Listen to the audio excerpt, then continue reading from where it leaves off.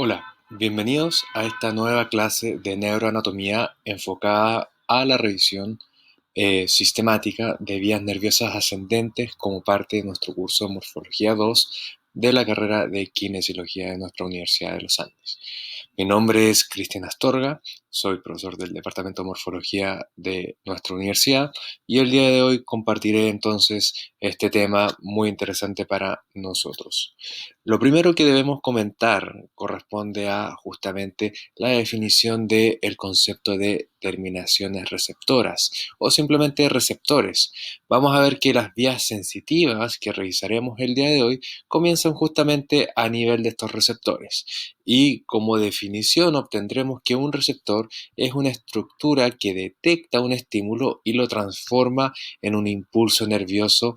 Ya, sin embargo, hay que recordar que cualquier estímulo en general, salvo algunas excepciones, pueden sufrir un proceso de adaptación. Es decir, si yo tengo un estímulo eh, mantenido en el tiempo, ese estímulo mantenido va a dejar de ser percibido en algún momento debido justamente a este proceso de adaptación. El típico y gran ejemplo que uno podría dar respecto a esto justamente tiene que ver con la situación que ocurre, digamos, en periodos fríos del año, en donde nosotros sentimos que al vestirnos con mucha ropa, percibimos entonces el peso de esta ropa sobre nuestra piel, sobre nuestro cuerpo. Sin embargo, eh, si mantenemos esto en el tiempo, en general, al cabo de unos minutos nosotros dejamos de percibir el peso de lo que nosotros vestimos, ¿ya? Justamente porque hay receptores que frente a un estímulo mantenido se pueden adaptar justamente. Ahora, esta situación de una adaptación de los receptores no es una situación que ocurra en todo tipo de receptores. Justamente hay algunos estímulos que nos interesa, digamos, ser siempre conscientes de que como tal están ocurriendo. El ejemplo de esto viene a estar determinado por eh, aquellos receptores que tienen que ver justamente con la percepción de estímulos dolorosos. Independiente este estímulo sea mantenido o no en el tiempo, si es mantenido en el tiempo, a nosotros nos interesa justamente ser conscientes de ese estímulo doloroso porque hay algo que a mí me está haciendo daño y yo debo generar algún tipo de reacción para poder protegerme de eso que puede ser dañino para mi cuerpo. Entonces, justamente ese es un estímulo que no tiene adaptación. Pero en general, los receptores que vamos a ver ahora, en gran medida, si bien tienen esta capacidad de detectar un estímulo y transformarlo en un impulso nervioso, vamos a ver que pueden sufrir algún tipo de adaptación. Ahora, los receptores se pueden clasificar de acuerdo a varias categorías o a varios elementos que hay que considerar. Uno es que una de estas clasificaciones tiene que ver con el lugar en el cual se hayan ubicados. Hay algunos receptores que están ubicados justamente en la piel que tienen que ver con la percepción de estímulos mecánicos externos o estímulos de tipo térmico o estímulos dolorosos relacionados digamos, algo que esté afectando mi piel. En general, esos estímulos que tienen que ver con estos receptores que tienen que ver con estímulos que son externos, los denominamos como tal exteroceptores, ¿ya? Exteroceptores porque son receptores que se encargan de darnos cuenta acerca de lo que ocurre en nuestro medio externo. Bien, hay otra clasificación para receptores que se encuentran dentro de nuestro cuerpo y que perciben justamente estímulos o cambios que existen al interior de mi cuerpo. Por ejemplo, son los interoceptores. Ya estos receptores son receptores que me hablan a mí acerca, por ejemplo, de la distensión de algún órgano, ya sea el estómago, el intestino, que puede generar también un dolor eventualmente. Eh, Hay diversos tipos de estímulos, por ejemplo, la presión que genera la sangre sobre las paredes de nuestras arterias. Esa es una presión, es un estímulo mecánico que a lo mejor nosotros no vamos a ser conscientes, pero de todas maneras existe y va a mediar incluso algunos reflejos que son importantes para mantener la homeostasis. En gran medida, estos receptores internos o interoceptores están relacionados también con la homeostasis, con el mantenimiento de las variables, ¿cierto? Fisiológicas de de diversas funciones o diversos mecanismos que ocurren en nuestro cuerpo. También existe una clasificación de estos receptores en función de del tipo de energía que traducen como estímulo original. Por ejemplo, nuestra retina presenta fotorreceptores denominados como conos y bastones, que son los que permiten la transformación de un estímulo luminoso en un impulso nervioso. También existen en nuestro cuerpo quimiorreceptores que son capaces de reconocer sustancias químicas para así transformarlas en un impulso nervioso y así traducirlos en algún tipo de información. Por ejemplo, piensen en nuestras papilas gustativas, ahí hay quimiorreceptores que nos permiten identificar los distintos sabores. El sentido del olfato también presenta este tipo de quimiorreceptores porque hay partículas que están suspendidas en el aire que al impactar sobre la mucosa olfatoria de nuestras cavidades nasales va a posibilitar la transformación de ese estímulo químico, porque es una sustancia química, en, digamos, una información respecto a un tipo de olor. Eh, Estímulos dolorosos o nocioceptores son, son detectados, perdón, digo, por nocioceptores, que son receptores que son encargados de el reconocimiento de estímulos dolorosos, ¿ya? Termoceptores, es decir, receptores que tienen que ver también ahora con la identificación de cambios en la temperatura. Entonces, todos estos son distintos tipos de energía, pero que de alguna manera tienen que ser traducidos en un impulso nervioso, ¿ya? Para luego ese impulso nervioso a nivel eh, cortical pueda informarnos nosotros respecto a, de manera consciente de qué es lo que estamos sintiendo.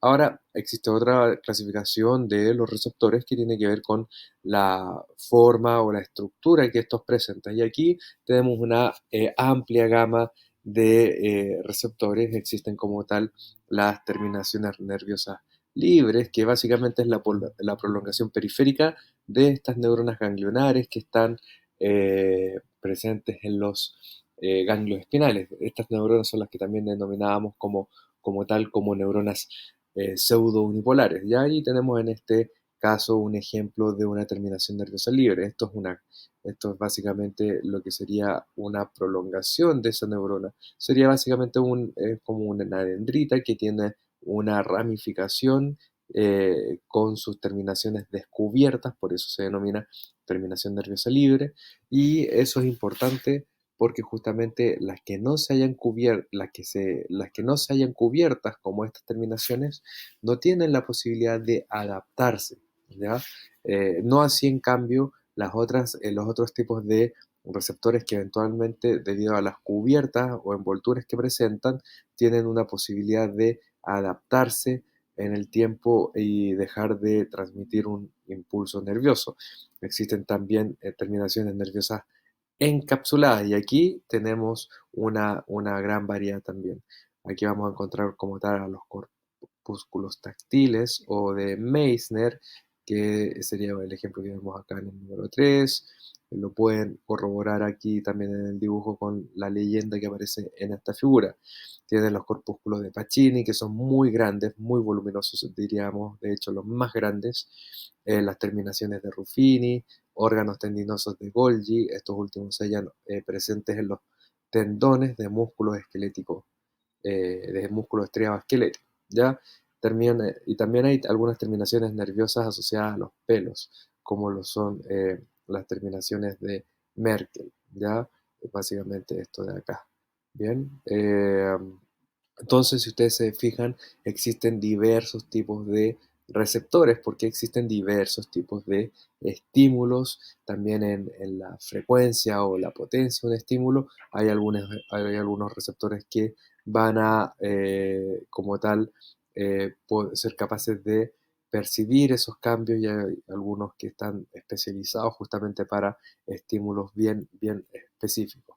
Vamos a ver solamente algunos ejemplos de estos tipos de receptores, vamos a compararlos para que puedan identificar un poco cómo es que estos se ven, ¿ya?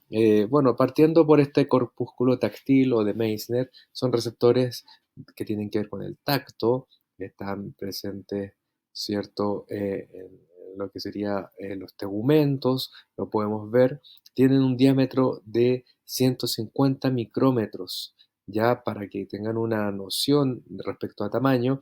Recuerden que 1000 micrómetros corresponde a 1 centímetro, o sea, es un poquito más de una décima parte perdón, de milímetro. 1000 micrómetros corresponden a 1 milímetro. Por lo tanto, una décima parte de milímetro es lo que miden en diámetro este tipo de corpúsculo, ¿ya? Corresponden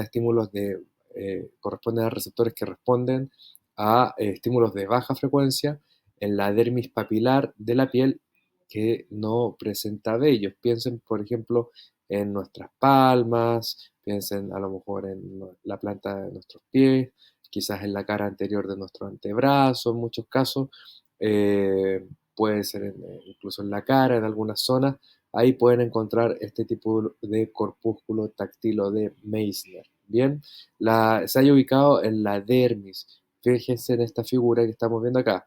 Fíjense en esta figura que estamos viendo acá. Vamos a ver que los tegumentos tienen varias capas, básicamente una epidermis que termina en una capa más bien basal, ¿cierto? Esta es la parte más basal de este epitelio estratificado, ya lo han visto el semestre pasado en la parte de histología, y luego lo que tienen inmediatamente, digamos, profundo corresponde a la dermis. La relación de la epidermis y la dermis justamente deja esta especie de como como zonas irregulares en donde se proyectan prolongaciones de la dermis hacia la epidermis. En vez de esto presentarse de manera continua, vemos que se ve de alguna manera como empujada la epidermis por la misma dermis. Esta zona se conoce con el nombre de dermis papilar, es decir, es dermis, ¿cierto? Pero que tiene una forma como una papila que sobresale. ¿Ya? Entonces, en este puntos donde justamente pueden ver aquí en un corte histológico la forma o la apariencia que presenta este tipo de corpúsculo, ¿ya? Eh, Vamos a ver que son fibras nerviosas que tienen un trayecto más bien en espiral, ¿cierto? Y que está cubierto por células del neurilema, ¿ya? Que forman este corpúsculo, esta envoltura. Bien, ese es un tipo de receptor. Existe este otro tipo de receptor que son justamente los de mayor tamaño, eh, se llaman corpúsculos de Pacini, son estructuras, como dice acá, ovoides grandes de 1 milímetro de diámetro, es decir, miden 1000 micrómetros. Se ubican en la dermis profunda. Fíjense en la imagen para poder tener una relación de lo que estamos observando. Esto es los tegumentos, esto es piel. Esto corresponde a la epidermis, ya, todo esto es epitelio. Y después inmediatamente vemos la dermis, que corresponde a tejido conectivo. Esto de acá es dermis y acá ya básicamente tienen hipodermis porque hay principalmente tejido adiposo, esas especies de zonas redondeadas que se ven vacías corresponde a tejido adiposo que por la técnica ha quedado de alguna manera lavada, ¿cierto? Se sale realmente el contenido graso que hay acá en la preparación y solamente se ven espacios vacíos, pero originalmente estaban ocupados por grasa, tejido adiposo. Entonces vamos a ver que se encuentran en la dermis profunda y la hipodermis, ¿ya? Vamos a ver que también va a estar presente este tipo de receptores en el tejido conectivo en general y en asociación a articulaciones, piensen ustedes sobre todo en lo que corresponde en las cápsulas articulares, va a estar presente en el periósteo y también lo vamos a encontrar en vísceras, ¿ya? En este caso, en este corte de la piel, ahí lo vemos, este tipo de corpúsculos. Son grandes, miden 1 milímetro de diámetro. Se dice que tienen una forma similar a una cebolla, ¿ya? Si cortamos una cebolla por la mitad, va a tener un aspecto similar, tiene varias capas, ¿cierto? Porque justamente se conforma por una fibra nerviosa que está envuelta por varias láminas concéntricas de células del neurilema, es decir, las antiguas eh, células de Schwann. Bien, vamos a ver que este tipo de receptores responden a la presión y a la vibración a través del desplazamiento de las láminas capsulares, es decir, yo genero una vibración acá en la piel o una presión y vamos a ver que estas láminas empiezan como a desplazarse una sobre la otra hasta que contacta este cambio, digamos, de presión en la fibra nerviosa y eso genera la, digamos, la activación de un estímulo nervioso que después va a viajar por este axón, ¿ya? Veamos otros tipos de ejemplos. Acá tenemos los corpúsculos de Ruffini, son mecanorreceptores que se hayan capsulado, son los más simples que vamos a encontrar. Tienen una forma alargada y fusiforme, miden entre 1 y 2 micrómetros. Recuerden que el corpúsculo Pacini medía 1000 micrómetros, 1 milímetro. Esto mide una milésima parte en relación al receptor anterior. Vamos a ver que está conformado por una delgada capa de tejido conectivo y una sola fibra nerviosa aferente que se ramifica al interior de una estructura. Ya, por ejemplo, aquí se ve eh, justamente alguna estructura quizás capsular o de tejido conectivo. Justamente tiene una cápsula que lo rodea y vamos a ver ahí esta terminación de corpúsculo de Ruffini que está otorgando inervación para reconocer algunos estímulos mecánicos. Ahora, habiendo conocido un poco algunos de los tipos de receptores que habitan en nuestra piel y habitan en otras estructuras como ligamentos, cápsulas, tendones, también puede ser, es importante reconocer más allá del tipo de receptores, porque esto es toda una amplia gama que podríamos estudiar y podríamos profundizar, es importante reconocer un poco las vías que recorren, ¿cierto?, las neuronas que están asociadas a estos receptores para que desde un lugar tan periférico como la piel, esa información tenga la posibilidad de llegar hasta la corteza del cerebro y así poder ser reconocido como un estímulo determinado. Y de esa manera vamos a encontrar que es importante un poco recordar la conformación que tiene nuestra médula espinal, es decir, la conformación anatómica. Lo primero que podemos decir acerca de la médula espinal, recordando un poco las clases pasadas, es que la médula espinal es una estructura alargada que se extiende desde el nivel de la deposición de las pirámides hasta el nivel de la vértebra entre L1 y L2 en el caso del adulto.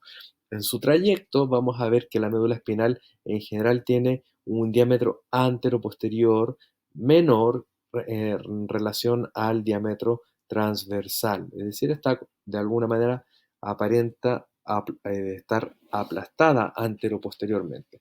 Y lo otro importante que vamos a reconocer es que presenta algunas diferencias respecto a el grosor o el espesor de la médula espinal a distintos niveles. De esta manera se constituyen como tal a lo largo de la médula espinal dos intumescencias, una intumescencia cervical y una intumescencia lumbosacra. Estas intumescencias justamente se producen porque en aquellas zonas, como podemos ver, la médula espinal se halla de manera más ancha porque justamente hay una mayor cantidad de neuronas, sobre todo en lo que corresponde a la sustancia gris, ¿cierto?, de la médula espinal, que tienen a su cargo como tal la inervación de el segmento de los miembros inferiores o el segmento de los miembros superiores. Eso determina que la médula espinal en estos dos lugares haya presente un engrosamiento o intumescencia.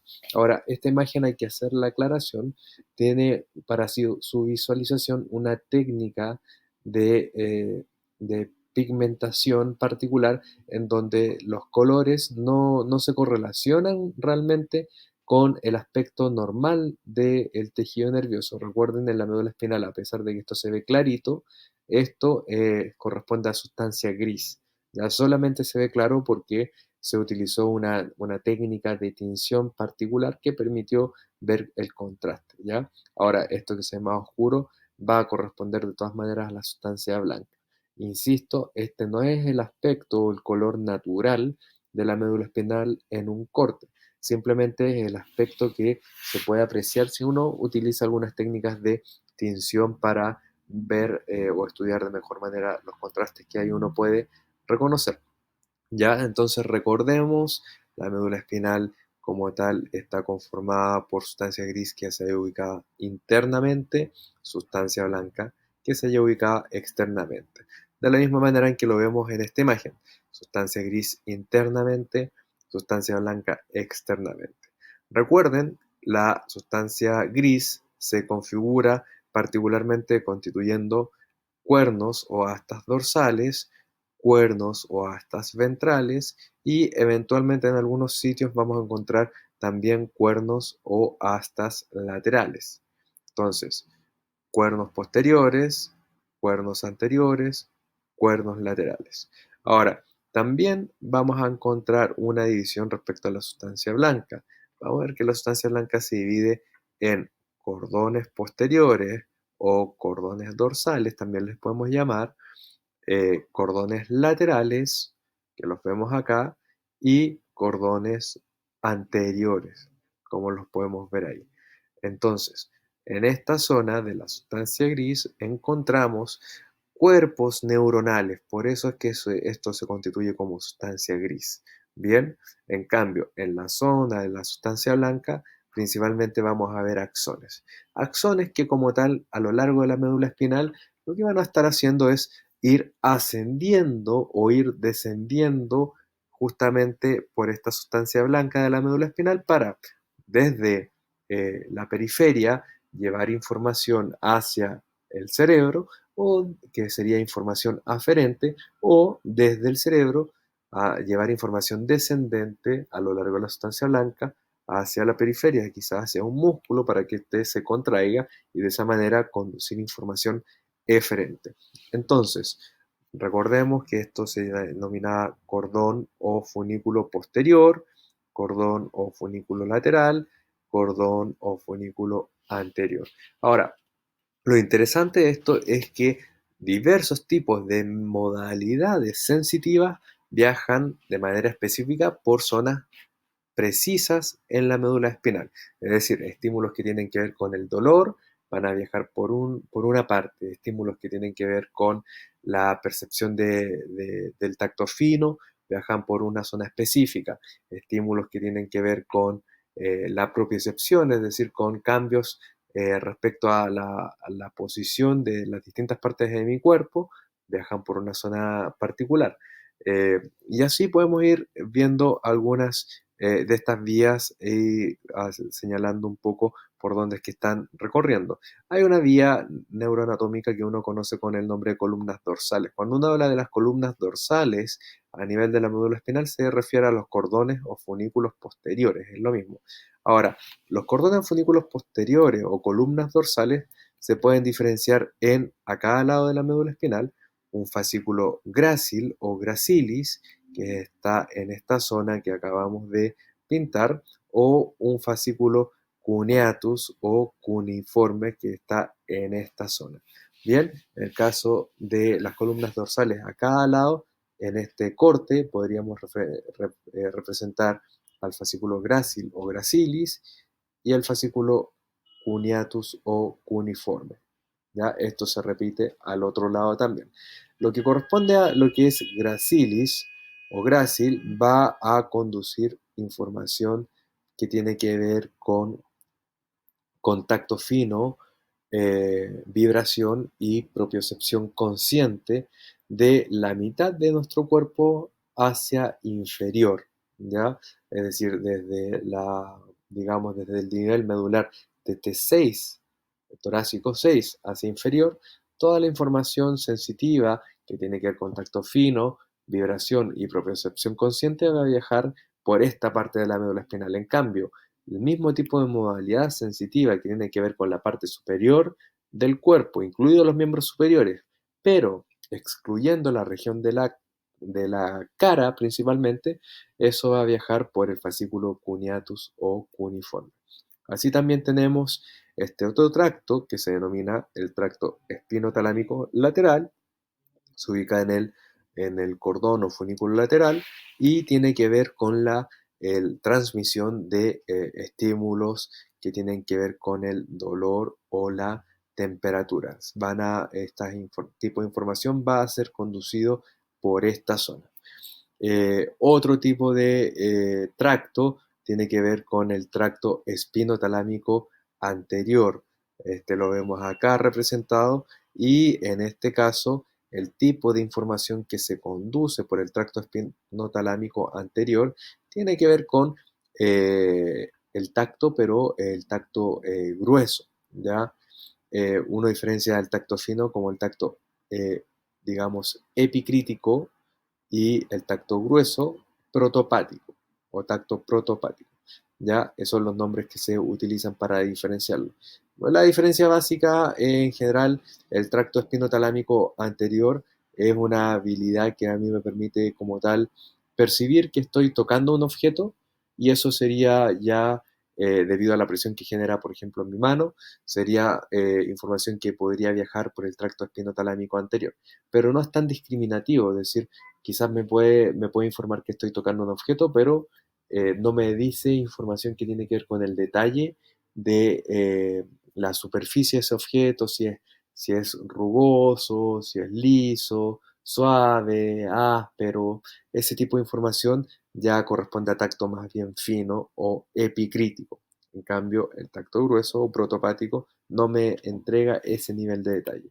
Otro tracto que vamos a describir durante esta presentación y la siguiente corresponde al tracto córtico-espinal lateral. A diferencia de los anteriores, este es un tracto descendente y que tiene que ver con el control voluntario de los movimientos de nuestro cuerpo, ya de todo nuestro cuerpo, excepto lo que tiene que ver con la región de la cara. Bien, y estos son movimientos que justamente son movimientos precisos. En el caso del tracto córtico espinal anterior, este va a descender por esta zona de la médula espinal y en ese caso este tracto más bien tiene una relación respecto a movimientos un poco más gruesos o movimientos que tienen que ver con el control del eje del cuerpo, es decir, pueden ser musculatura que tiene que ver con la mantención de la postura o musculatura que tiene que ver con el control del tronco, musculatura de nuestro dorso, por ejemplo, son músculos que son inervados por neuronas o axones que provienen de este tracto. ¿Ya? Así podemos ir sumando también algunas otras vías. Entonces, con esta diapositiva quiero recalcar la siguiente idea. Cada tipo de información, tanto ascendentes como descendentes y en la modalidad específica a la cual corresponde, va a viajar por la médula espinal en una zona bien característica. Por lo tanto, si hay una lesión traumática, por ejemplo, de esta parte de la médula espinal, la sintomatología o presentación clínica del paciente va a ser tal que va a permitir referenciar justamente estos síntomas o signos respecto a el tipo de información que viaja por esta zona. Imagínense una herida penetrante por un cuchillo por la espalda y que pase a lesionar esta parte. Su presentación clínica va a ser más bien sensitiva. En cambio, si esa misma herida pasa por esta zona, va a lesionar la vía descendente del control del movimiento voluntario. Entonces, eso va a tener otra sintomatología y así dependiendo de la ubicación de una lesión en la médula espinal, pueden ver que existe una presentación clínica de un paciente con ciertas características determinadas. Ahora, vamos a revisar principalmente en las siguientes diapositivas lo que corresponde a vías nerviosas ascendentes, partiendo por esta vía que corresponde a las columnas dorsales que representan al fascículo grácil y al fascículo cuneiforme. ¿Ya? Para eso tenemos estos dos esquemas. Quisiera comenzar un poco señalando en este esquema estas dos figuras. Fíjense, acá se muestra la médula espinal a nivel lumbar, es decir, en la mitad inferior del cuerpo, y acá se muestra la médula espinal a nivel cervical, es decir, en la mitad superior de nuestro cuerpo. ¿Ya? Estas dos imágenes son un símil a lo que aparece acá. En la parte inferior de la médula espinal solamente ingresa una neurona, ¿cierto? Que corresponde a una neurona que está inervando sensitivamente la mitad inferior del cuerpo. Por lo tanto, está constituyendo aquí lo que corresponde al fascículo grácil, ¿ya? O gracilis, que es el que tiene que ver con la inervación de la parte inferior de nuestro cuerpo y va a ir ascendiendo por el cordón posterior o funículo posterior de la médula espinal a lo largo de toda la médula espinal hasta llegar a el bulbo o médula oblonga del troncoencéfalo. Sin embargo, en la medida que vamos ascendiendo, ya cuando llegamos a la mitad superior de nuestro cuerpo, se empiezan a añadir estas otras neuronas que ahora conducen información justamente de la parte superior de nuestro cuerpo y ascienden separadas respecto al fascículo grácil o gracilis. Van a disponerse ahora más lateralmente en el mismo cordón posterior y van a conformar este nuevo fascículo que corresponde al fascículo cuneiforme, que van a ir ascendiendo, ¿cierto? También hasta la médula oblonga o bulbo del tronco del encéfalo. Lo mismo lo pueden ver acá. Fíjense que en una parte inferior de la médula espinal solamente el cordón posterior está constituido por el fascículo grácil o gracilis. Pero ya en la parte superior ya no solamente existe el fascículo gracilis, sino que también se ha añadido lateralmente el fascículo cuneiforme. Ahora, recordando nuestra clase de médula espinal y sobre todo nuestra clase de tronco del encéfalo, vamos a poder ver el trayecto que siguen estas neuronas a medida que vamos ascendiendo. Vamos a ver que van a ascender entonces estas neuronas, esta vendría a ser la primera neurona, hasta la cara posterior de la médula oblonga y en el caso del fascículo gracilis o grácil, esta neurona termina en el núcleo grácil que está justo en relación al tubérculo grácil de la médula oblonga y ahí hace sinapsis con otra neurona que va a ser la denominada segunda neurona. En el caso del fascículo cuneiforme, esta va a ascender a lo largo de la médula espinal, va a llegar hasta el núcleo cuneiforme que está en relación al tubérculo cuneiforme de la médula oblonga y en ese punto vamos a ver que ocurre una sinapsis con la segunda neurona y estas neuronas entonces generan un trayecto arqueado, ¿cierto? Dan como una vuelta como un arco y se denominan esas fibras en este minuto fibras arqueadas internas para luego empezar a ascender constituyendo una vía nerviosa que se conoce con el nombre de lemnisco medial. ¿Ya? Entonces, que quede muy claro, la primera neurona de esta vía de las columnas dorsales corresponde a la neurona que ingresó por la médula espinal, ya sea la parte inferior o la parte superior del cuerpo, ascienden por el fascículo grácil o por el fascículo cuneiforme hasta la médula oblonga y termina esa neurona a nivel del tubérculo grácil y del tubérculo cuneiforme cuando hacen sinapsis con la segunda neurona de esta vía. Estas forman las fibras arqueadas internas que después ascienden como tal conformando el lemnisco medial. Ese lemnisco medial va a ir ascendiendo luego entonces a lo largo del tronco del encéfalo y vamos a ver que va a llegar entonces hasta el tálamo, lugar en donde va a ocurrir una nueva sinapsis, ahora con la tercera neurona, la cual es la que se va a extender hasta la corteza del cerebro para poder hacer consciente ese estímulo. Es aquí, cuando la información llega a este nivel, donde todo ese estímulo que venía a lo mejor desde un receptor que estaba en la piel puede ser reconocido como un estímulo consciente. Yo me doy cuenta de ese estímulo. Entonces, si vamos revisando un poco esta vía, vamos a ver que la neuroanatomía es una parte de es una, es un área de la anatomía que es muy interesante, que nos permite ir reconociendo en cortes anatómicos cómo es el trayecto de estas vías nerviosas.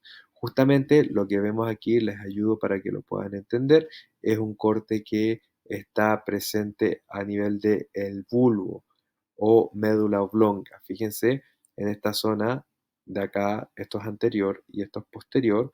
Esto de acá por anterior, podemos ver a cada lado de esta fisura, vamos a ver las pirámides, ¿cierto? Estas son las pirámides de la médula oblonga y lateralmente encontramos a las olivas. ¿Ya? Estas son las olivas. Esto que tiene un aspecto como yo se los mencioné en el cerebelo, acá hay un núcleo muy parecido al núcleo dentado que veíamos en el cerebelo, pero en este caso se llama núcleo olivar inferior. No vamos a hablar detalle de eso, para qué sirve no lo vamos a mencionar por ahora, solamente destacarlo por la forma, por el parecido de algo que ya vieron en una clase anterior. Entonces, de acá me interesa que entiendan que esto es anterior, esto es posterior. Si esto es posterior, fíjense, aquí estamos en relación ya a la altura del cuarto ventrículo, es decir, la parte abierta, porción abierta de la médula oblonga. Entonces, ¿por dónde estaría ascendiendo el lemnisco medial en esta figura? Justamente lo vemos ahí y lo estamos destacando a uno y otro lado. Por esta zona, entonces vamos a ver que va a ascender el lemnisco medial, es decir, esta vía conformada por la segunda neurona, cuyo cuerpo neuronal nacía en el núcleo grácil o cuneiforme, que están también a la altura de la médula oblonga. ¿Ya? Empieza a ascender entonces esta vía del lemnisco medial a nivel de la médula oblonga en esta zona. Fíjense, como a la altura muy medial, digamos, a la altura de la pirámide, pero profundamente. Ahora, si seguimos ascendiendo, nos vamos a ver que este lemnisco medial también tiene que atravesar o ascender a lo largo del puente.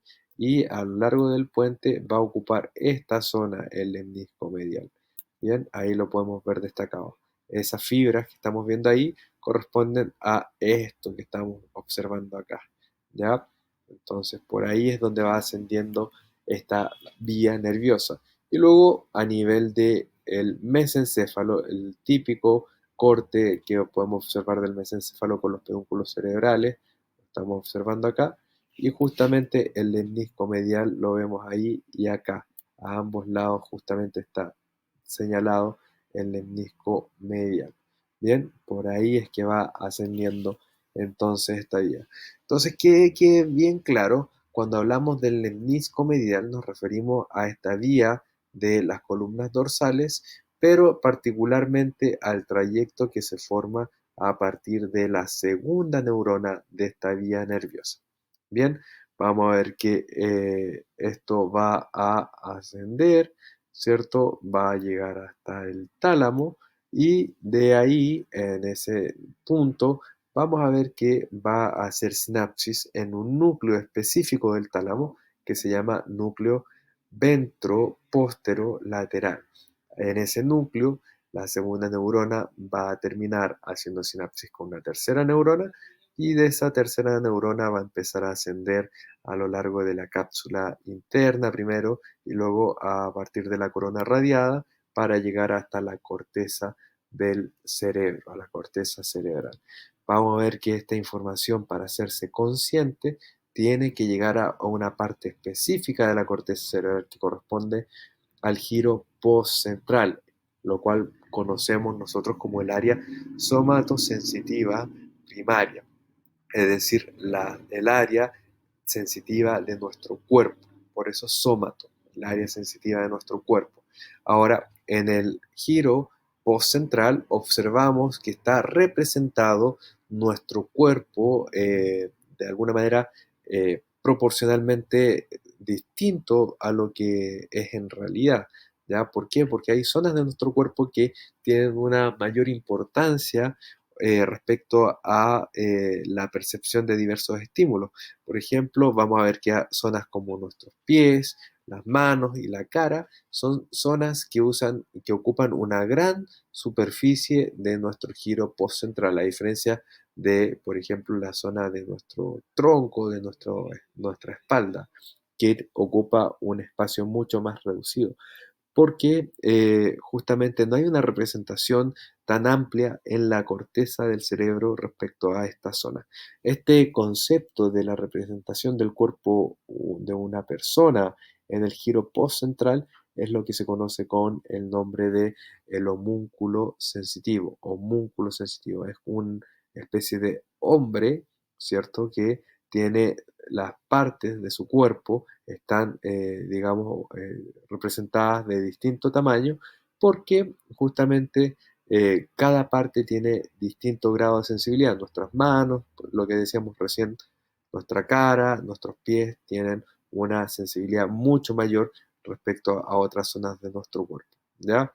Estímulos de la misma intensidad en nuestra mano o nuestra cara, que pueden ser percibidos, por ejemplo, por nosotros, en otras zonas de nuestro cuerpo puede ser que no pasen desapercibidos. Bien, ahora, respecto a otro tipo de vías nerviosas ascendentes, vamos a hablar brevemente acerca de los tractos espinotalámicos. Ahí les pido consideración al momento de revisar esta clase. Aquí hubo un error. Espinotalámicos lateral y anterior. Bien, ya mencionamos un poco acerca de las funciones de estos. Vamos a ir observándolos. En el caso de la vía del espinotalámico de los espinotalámicos, vamos a ver que la primera neurona se ubica justamente en el ganglio espinal, ¿ya? El ganglio espinal que reconocimos en la raíz posterior de cada nervio espinal, vamos a encontrar el cuerpo de la primera neurona. Este cuerpo de esta neurona, ¿cierto? Tiene una prolongación periférica y una prolongación central.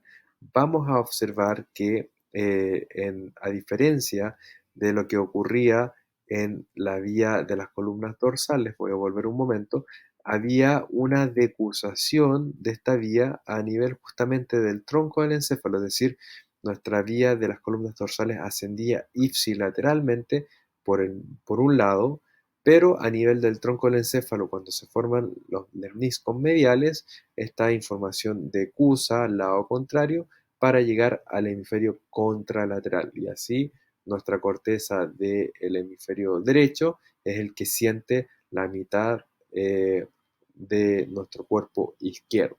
Bien, ahora en el caso de las vías espinotalámica lateral, el nivel de decusación es distinto. ¿Por qué? Porque esto ocurre justamente a nivel segmentario o a nivel medular. Vamos a ver que esta primera neurona que tenía su cuerpo neuronal en el ganglio espinal hace sinapsis en la sustancia gris de la médula espinal, en la sustancia gris de la columna, perdón, del cuerno posterior y luego, la segunda neurona, vamos a observar que va a cruzar al lado contralateral, al mismo nivel de la médula espinal, en donde ingresó prácticamente, y va a empezar a ascender, ¿cierto? Contralateralmente a lo largo de todo de la médula espinal y luego del tronco del encéfalo. Ojo, a nivel del tronco del encéfalo va a formar parte de una vía que se denomina el lemnisco espinal, vía del lemnisco espinal y esto va a ascender hasta llegar a el tálamo para luego hacer sinapsis con una nueva neurona y esa tercera neurona recién llegar a la corteza de nuestro cerebro. Entonces, así es como lo podemos reconocer. Como hemos mencionado en la explicación que acabo de dar, la segunda neurona va a decusar inmediatamente, recorre el tracto espinotalámico lateral para el dolor y el tracto espinotalámico anterior para presión. Ya recuerden que esa presión es la que permite un tacto grueso. Y así es un poco como estos dos tractos van a avanzar. Acá se representa el espinotalámico lateral, ¿cierto? y acá el espinotalámico anterior. En ambos casos, la primera neurona tiene un cuerpo neuronal en el ganglio espinal, ingresan por la raíz dorsal del nervio espinal, hacen sinapsis en el cuerno posterior de la médula espinal, y ahora la segunda neurona es la que cruza y conforma ya sea el tracto espinotalámico lateral o espinotalámico anterior. Esto de acá para lo que es dolor y temperatura, y esto de acá para lo que es tacto grueso, ¿ya? En general, la acusación es al mismo nivel.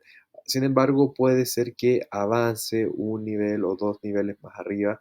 La verdad es que es poco la diferencia que puede haber acá, pero eventualmente puede ascender un poquito por el mismo lado y hacer sinapsis un poquito más arriba para cruzar también contralateralmente. Pero se entiende en general la explicación que la deposición prácticamente en su gran mayoría va a ser inmediatamente. Entonces, en un corte a nivel de la médula oblonga, vamos a ver que se conforma justamente la vía del lemnisco espinal. Esta vía que estamos viendo aquí es la que va a conducir a la vía espinotalámica como tal, y también otra vía que no la vamos a detallar en este minuto, pero que se conoce con el nombre de espino tectal. Bien, entonces, nuevamente en esta vía, la primera neurona estaba en el ganglio espinal, hace sinapsis en la sustancia gris, es decir, en el cuerno dorsal o cuerno posterior de la médula espinal, como lo hemos visto. La segunda neurona decusa inmediatamente y recorre el tracto espinotalámico lateral, conformando la vía del dolor, o el espinotalámico anterior, constituyendo la vía para este tacto grueso a través del reconocimiento de estímulos de presión.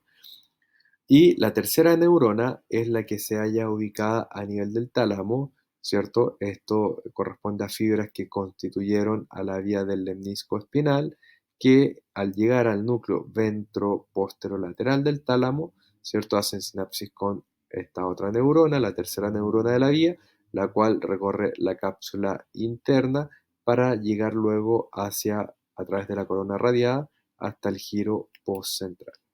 ¿Ya? Y en el giro postcentral, nuevamente, la distribución de estas fibras nerviosas va a llegar a zonas específicas de la corteza de ese giro postcentral para poder hacer consciente de ese estímulo sensitivo que estamos reconociendo.